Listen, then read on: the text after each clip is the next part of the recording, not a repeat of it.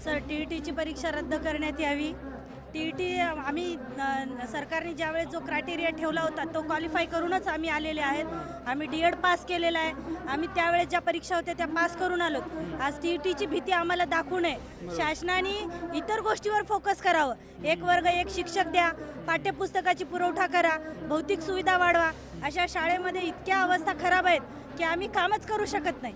अशा अवस्थेमध्ये तुम्ही आमच्यावर असा जर भूत आणून परीक्षेचं बसवाल तर आमची मानसिकता कशी राहणार आहे विद्यार्थ्यांना शिकवण्याची? आमचं वयही नाही आणि आमची मानसिकता पण नाही। आम्ही का परीक्षा द्यावी ती? आणि अशा प्रकारची भीती दाखवून आमच्याकडून काम करून घेऊन शासनाने आपली जबाबदारी झटकायची नाही।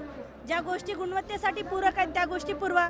शिक्षक संख्या द्या, गुणवत्तेसाठी पुस्तक नाहीत सर। माझ्या वर्गात 17 विद्यार्थी आणि 17मध्ये 4 पुस्तकं गेल्या वर्षी आलेत।